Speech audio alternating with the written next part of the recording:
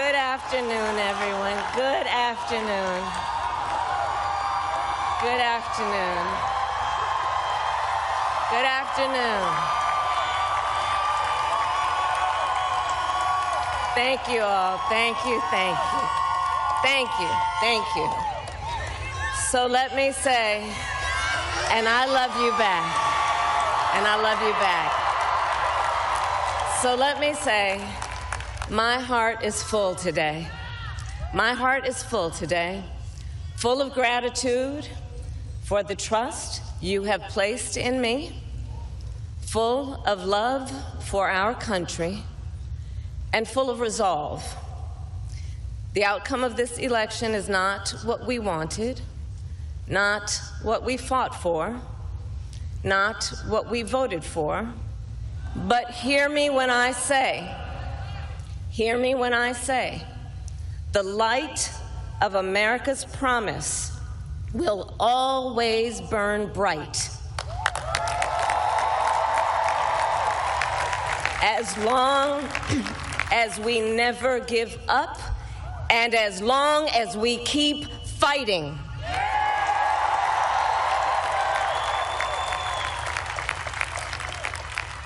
To my beloved Doug and our family, I love you so very much.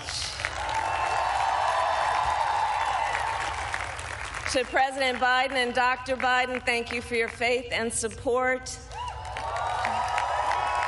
To Governor Walz and the Walz family, I know your service to our nation will continue. And to my extraordinary team, to the volunteers who gave so much of themselves, to the poll workers and the local election officials, I thank you all. Look, I am so proud of the race we ran and the way we ran it. Over the 107 days of this campaign, we have been intentional about building community and building coalitions, bringing people together from every walk of life and background, united by love of country with enthusiasm and joy in our fight for America's future. And we did it with the knowledge that we all have so much more in common than what separates us. Now, I know folks are feeling and experiencing a range of emotions right now. I get it. But we must accept the results of this election. Earlier today, I spoke with President-elect Trump and congratulated him on his victory, where the women of America have the freedom to make decisions about their own body and not have their government telling them what to do. We will never give up the fight to protect our schools and our streets from gun violence. And America, we will never give up the fight for our democracy, for the rule of law, for equal justice, and for the sacred idea that every one of us, no matter who we are or where we start out, has certain fundamental rights and freedoms that must be respected and upheld.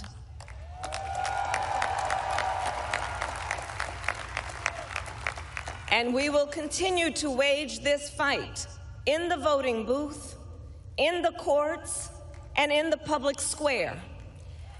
And we will also wage it in quieter ways, in how we live our lives, by treating one another with kindness and respect, by looking in the face of a stranger and seeing a neighbor, by always using our strength to lift people up, to fight for the dignity that all people deserve.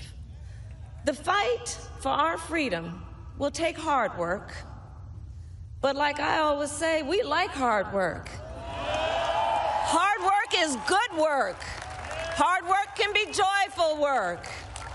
And the fight for our country is always worth it.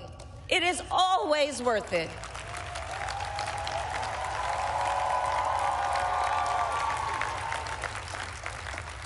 To the young people who are watching, it is, I love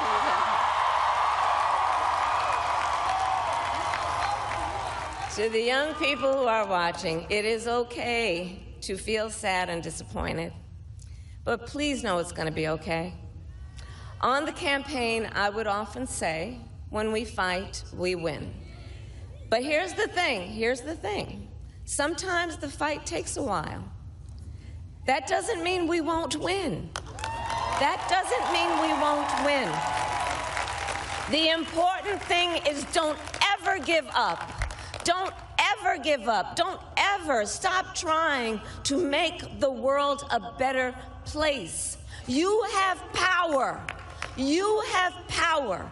And don't you ever listen when anyone tells you something is impossible because it has never been done before.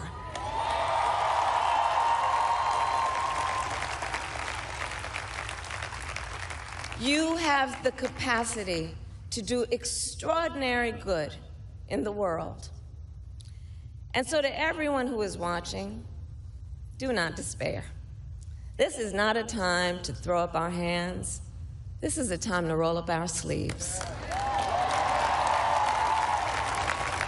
This is a time to organize, to mobilize, and to stay engaged for the sake of freedom and justice and the future that we all know we can build together.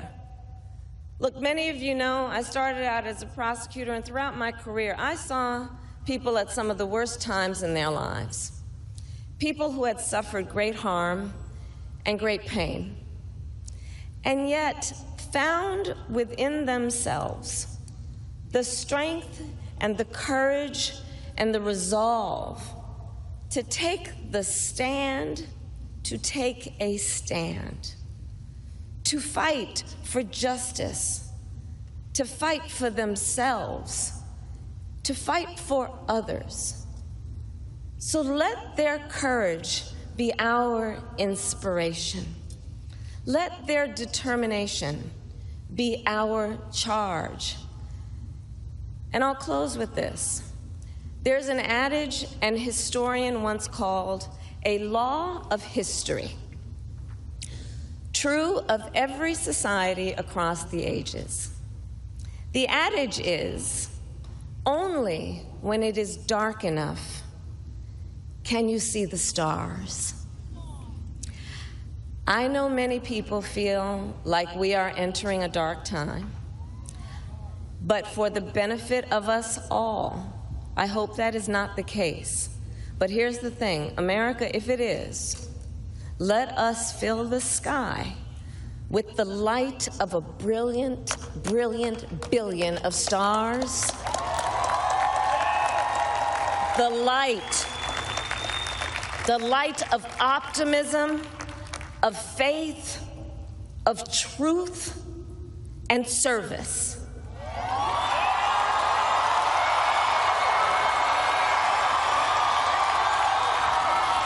It's you. And may that work guide us, even in the face of setbacks, toward the extraordinary promise of the United States of America. I thank you all. May God bless you, and may God